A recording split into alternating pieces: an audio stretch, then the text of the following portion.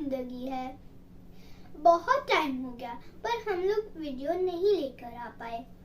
क्या करें, कभी पिकनिक कभी पार्टी, और आज तो मम्मा ही बीमार है।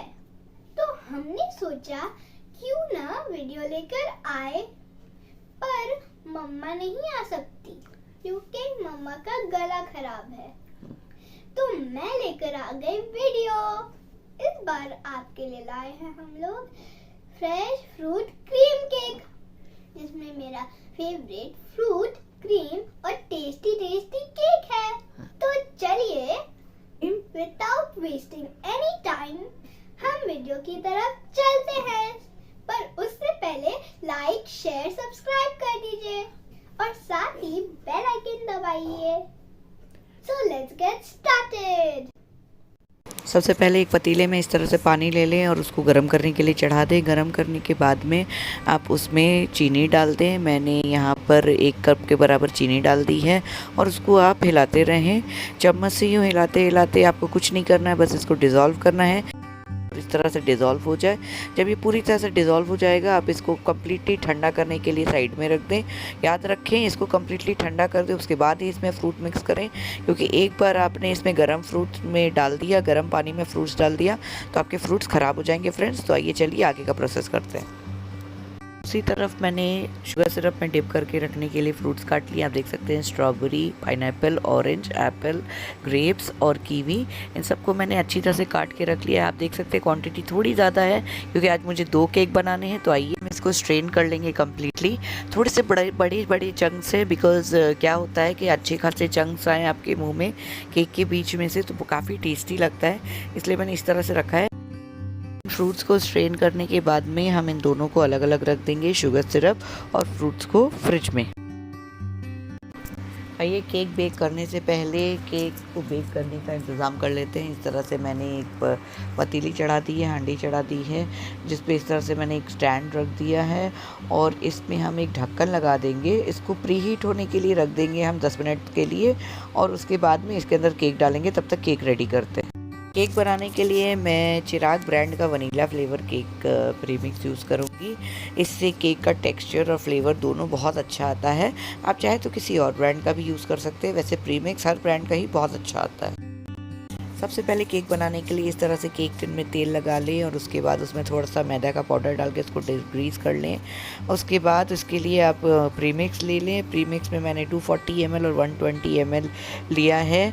क्योंकि केक टिन हमारा थोड़ा सा डीप है, इसलिए मैं अंदाजे से 250 ग्राम के आसपास प्रीमिक्स ले रही हूँ और इसी में मैंने करीबन 30 ml के आसपास मैंने तेल डाल दिया है फ्रेंड्स। ये पूरा 30 ml भी नहीं है, उससे थोड़ा कम ही होगा। इसके बाद इस तरह से आप पाइनएप्पल एसेंस ले लें और एक ढक्कन आप एसेंस का डाल दें। क्योंकि हम फ्रूट केक बना रहे हैं इसलिए वनीला उतना टेस्टी नहीं भी लग सकता है, बट अगर आप इसको पाइनएप्पल का टेस्ट दोगे तो बहुत अच्छा लगेगा। इस तरह से धीरे धीरे करके आप इसमें पानी डालते जाएं। करीबन इसमें 240 या 200 ml के आसपास पानी लगेगा, बट जैसा भी लगे आप अपने अंदाजे से देख लेना। जिस तरह जब तक ये आप घोल रहे हैं, इसे घुलते घुलते ये जितनी अच्छी तरह से बैटर ना बन जाए, फ्लोई कंसिस्टेंसी में ना आ जाए, तब तक आपको इसको धीरे धीरे करके इसमें पानी मिलाना है और इसको एक फ्लोई कंसिस्टेंसी में लेकर आना है। तो मिक्स करते करते इस तरह से एक रिबन कंसिस्टेंसी और फ्लोई कंसिस्टेंसी में आ चुका है, गाढ़ा सा बैटर बन चुका है हमारा। तो आइए इसको डाल देते हैं केक टिन में और अच्छी तरह से आप देख सकते हैं किस तरह से रिबन कंसिस्टेंसी में ये डल चुका है और केक में इस तरह से निशान पड़ चुके हैं। जल्दी जल्दी आप इसको डैप कर लें ताकि कोई भी एयर बबल्स केक टिन में ना रह जाए। और तब तक के लिए हमारा अवन भी जो है वो प्री हीट हो चुका है। तो आइए इसको चढ़ा देते हैं अवन में, और अवन में ये मैंने चढ़ा दिया है। उसके बाद इसको ढक कर हम 5 मिनट के लिए तेज़ आंच पे और उसके बाद 20 से 25 मिनट के लिए धीमी आंच पे चढ़ाएंगे और फिर एंड के 5 मिनट हम फिर से थोड़ा सा तेज़ आंच करेंगे अगर दरकार लगा तो।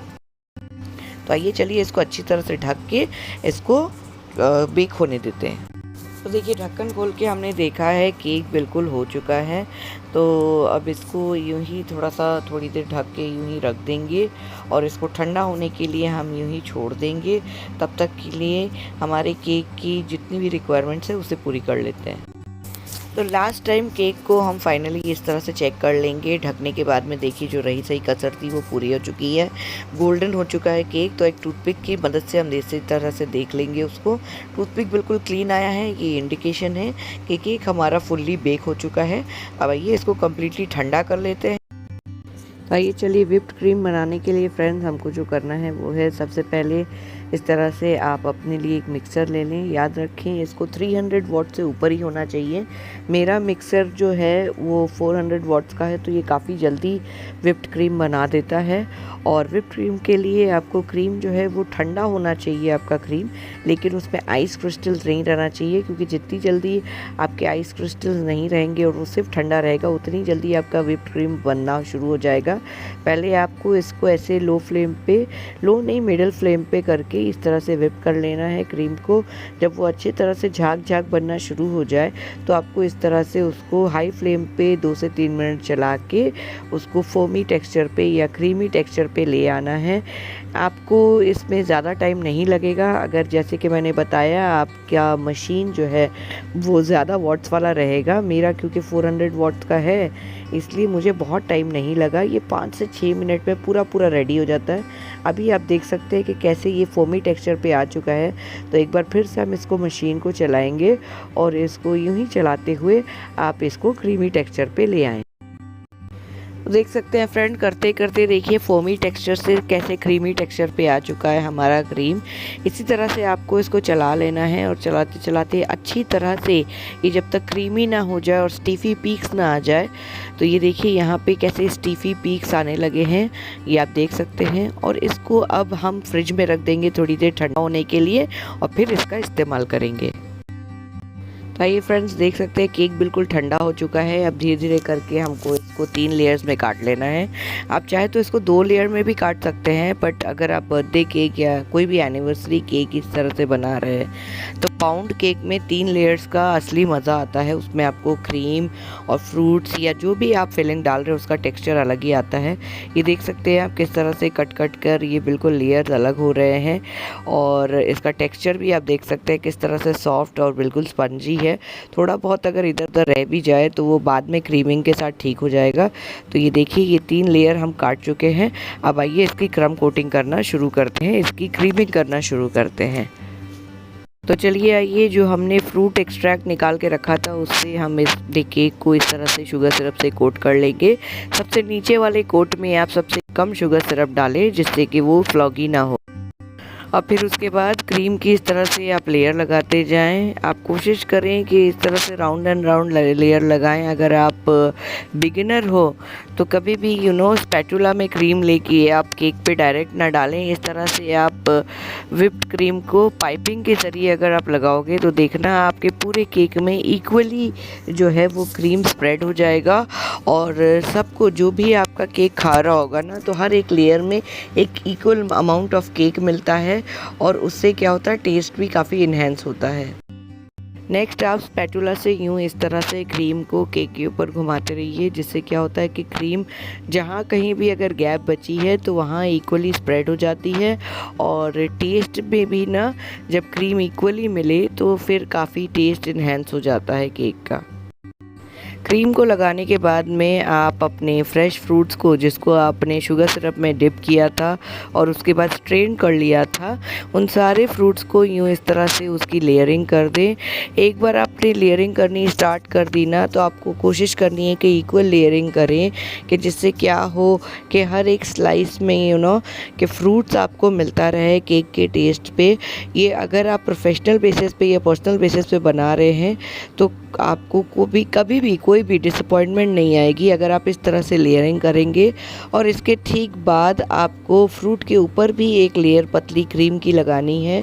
इससे क्या होता है फ्रेंड्स कि फ्रूट अगर हम ऊपर लगा के सिर्फ छोड़ देते हैं और फिर केक अगर रखते हैं तो फ्रूट के केक के बाहर खिसकने के चांसेस रहते हैं। बट अगर आप इस तरह से फ्रूट के ऊपर भी लेयर लगा दोगे तो वो एक तरह से काइंड ऑफ स्टिक ऑन हो जाता है और फ्रूट्स को केक के बाहर निकलने का मौका भी नहीं मिलेगा और वो अपनी जगह बिल्कुल स्टिक होकर बना रहेगा। तो आइए चलिए अब नेक्स्ट लेयर हम केक की रखते हैं और इसी तरह से आपको हर एक लेयर केक की रेडी कर लेनी है। मैं पूरी वीडियो में नहीं दिखा रही हूँ बिकॉज़ एक लेयर दिखा के आपको आइडिया मिल चुका होगा कि किस तरह से केक की लेयरिंग लगानी है, तो आपको पता ही है। बट फिर भी अगर आप मेरी बातें सुनते सुनते अगर देख रहे हैं तो आप देख ही सकते हैं, वही सेम प्रोसेस आपको फॉलो करना है और केक की दूसरी लेयर भी इसी तरह से रेडी करनी है। तो आइए हमारा केक का ये सेकंड लेयर भी रेडी हो चुका है। अब इसके ठीक बाद हम इसमें अपना फाइनल लेयर लगा देंगे फ्रेंड्स। फाइनल लेयर को लगाने के बाद में हम इसमें अपना वो फ्रूट सिरप या शुगर सिरप जो भी है उसे हम इसमें इस तरह से लगाते जाएंगे। लेकिन अब इसके बाद इसमें कैच ये है कि अब हम फ्रूट्स नहीं रखेंगे इस बार, क्योंकि अब हम ये हमारी फाइनल कोटिंग करने वाले हैं। फाइनल कोटिंग के लिए जिस तरह से हमने शुगर सिरप लगाया वो लगाया और उसके बाद इस तरह से आपको राउंड करके अपनी विप्ड क्रीम को लगा लेना है। पाइपिंग बैग से ही निकाल के विप्ड क्रीम को लगाएं कि जिससे एक तरह की लेयरिंग हो, बिल्कुल कहीं भी क्रीम कम या ज़्यादा ना लग जाए। और इसे करने से क्या होता है कि आपकी लेयरिंग जितनी अच्छी लगेगी आपके केक का टेस्ट जो है उतना ही एनहांस होगा।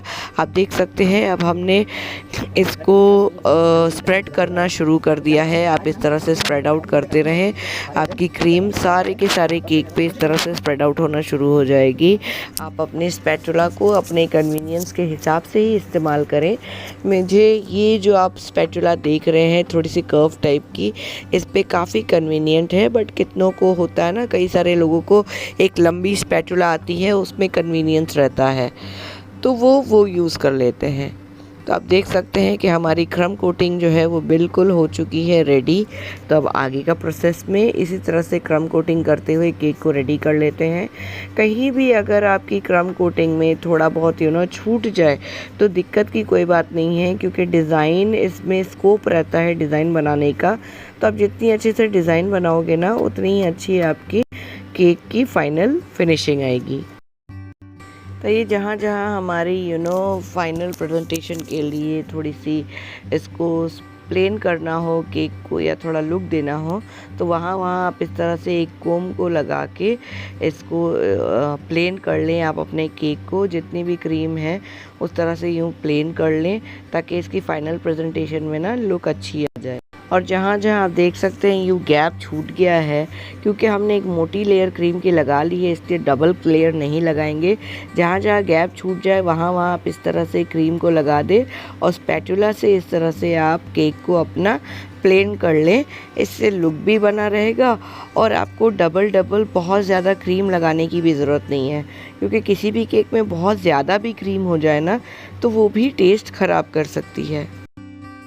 तो ये फाइनली एक बार कोम से हम इस तरह से 45 डिग्री एंगल पे रख के एक बार कोम चला लेंगे कि जिससे केक जो है वो बिल्कुल प्लेन हो जाए और क्रीम जो है हमारा वो एक तरह से इवनली स्प्रेड आउट हो जाए।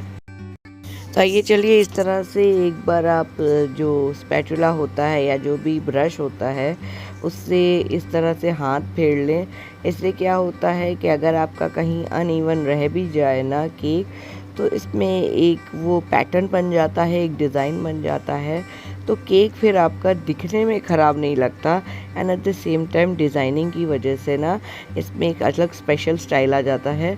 अब देखिए जो फ्रूट्स हमने रखे थे अपने साथ में, वो सारे फ्रूट्स मैं एक एक करके केक के ऊपर रख रही हूँ कि इससे क्या होगा कि केक की डिज़ाइनिंग बनने लग जाएगी। और फ्रूट केक की ना असली जो लुक है, जो पहचान है, वो इसके फ्रूट्स के दिखने से ही है। तो एक एक करके आप अपने फ्रूट्स को यूँ रखते चले जाएं और अपना डिज़ाइन बनाते चले जाएं। तो जो फ्रूट्स हमारे केक के अंदर है वही फ्रूट्स हमारे केक के बाहर भी है, और यही एक सिग्निफिकेंट एक इसका स्टाइल बन जाता है जिसे हम कहते हैं फ्रेश फ्रूट क्रीम केक। एक छोटी सी टिप यहाँ पे ये है कि जो बड़े बड़े फ्रूट्स अगर आपके फ्रूट केक में नहीं स्टिक ऑन हो सकते हैं साइड्स में, तो उनके लिए आप एक छोटा सा यूँ टूथपिक ले लें और टूथपिक लेके जो भी अपने बड़े बड़े फ्रूट्स हैं उन पे ऐसे स्टिक ऑन कर दें। इससे आपकी डिज़ाइन भी बनी रहेगी और आपके फ्रूट्स जो हैं वो यूँ उछल के गिरेंगे नहीं। आइए अब बाकी की डिज़ाइन बना लेते हैं। यूँ साइड में आप एक बॉर्डर बना लें। मैंने यूँ तरह से स्टार नोज़ल लेके कुछ भी एक रैंडम सा बॉर्डर बना लिया है। आप चाहें तो बॉर्डर नहीं भी बना सकते हैं, आपकी मर्ज़ी है, बट मुझे अच्छा लगता है क्योंकि व्हिप्ड क्रीम का टेस्ट अपने आप में ही इतना अच्छा रहता है कि थोड़ा बहुत अगर एक्स्ट्रा थोड़ा सा फ्रूट्स के साथ क्रीम आ जाए तो बहुत ही टेस्टी हो जाती है। फ्रूट एंड क्रीम का कॉम्बिनेशन तो वैसे भी बहुत पुराना है और बहुत ही अच्छा अपने आप में यूनिक टेस्ट आता है। तो चलिए आइए इसी बात पे हम हमारी बॉर्डर्स को भी फिनिश कर लेते हैं और व्हिप्ड क्रीम का थोड़ा और जायका हमारे केक में डाल देते हैं। तो केक की फाइनल फिनिशिंग में हम इस तरह से कुछ पर्ल्स डाल देंगे। मेरे पास ये पर्ल्स रखे थे तो इसलिए मैंने इसको इस्तेमाल कर लिया, यूज़ कर लिया। अगर आपके पास पर्ल्स नहीं हैं तो no worries at all, because cake में आपके फ्रूट से भी इसकी केक की खूबसूरती बनी रहती है। तो लीजिए फ्रेंड्स, बनकर रेडी है हमारा केक, हमारा फ्रेश फ्रूट क्रीम केक। ये मच एवेटेड रेसिपी जो हमने काफ़ी टाइम से सोचा था आपके लिए ले आएँ, but due to some reason नहीं लेकर आ पा रहे थे। अगर आपको अच्छा लगा है हमारा ये रेसिपी तो प्लीज़ हमें लाइक, शेयर, सब्सक्राइब करें और कमेंट करके हमें ज़रूर बताएं कि आगे आप और कौन सी रेसिपीज़ देखना चाहेंगे हमारे चैनल पे। और इसी के साथ मैं दिखा दूँ आपको, जो दूसरे केक की मैं बात कर रही थी वो ये है, वो दूसरा केक जो जाने वाला था हमारे कस्टमर्स को। इनके क्रीम की रिक्वायरमेंट थोड़ी कम थी, इसलिए आप देख सकते हो कि बहुत ही पतली लेयरिंग ऑफ क्रीम है। तो जिस तरह से जो क्लाइंट, जो कस्टमर कहते हैं, हम उसी तरह से केक बनाते हैं। और अब हमारे कुछ घर के कस्टमर्स हैं जो केक खाने वाले हैं। चलिए आइए उनकी वीडियो दिखाते हैं। आइए चलिए दिखाते हैं आपको। जैसे ही मैंने केक रखा तो किस तरह से खुशी खुशी केक काटती हुई मेरी बेटी पहले ही खुश होने लगी, लगता बर्थडे के पहले ही बर्थडे मना रही है। और यहाँ आप केक का स्लाइस देख सकते हैं, बिल्कुल फ्लेवरफुल, हर एक स्लाइस में फ्रूट और क्रीम की भरमार है बिल्कुल। और ये शिज़ा केक काट के बिल्कुल बाइट लेने के लिए रेडी है। ये चलिए उसका फीडबैक लेते हैं। कैसा है? हेवनली। Thank you. तो चलिए ये लोग तो अपना केक एंजॉय कर रहे हैं, आप भी एंजॉय कीजिए हमारा व्लॉग और केक बनाइए। और तब तक मिलते हैं आपसे नेक्स्ट व्लॉग पे। Until then bye bye, God bless.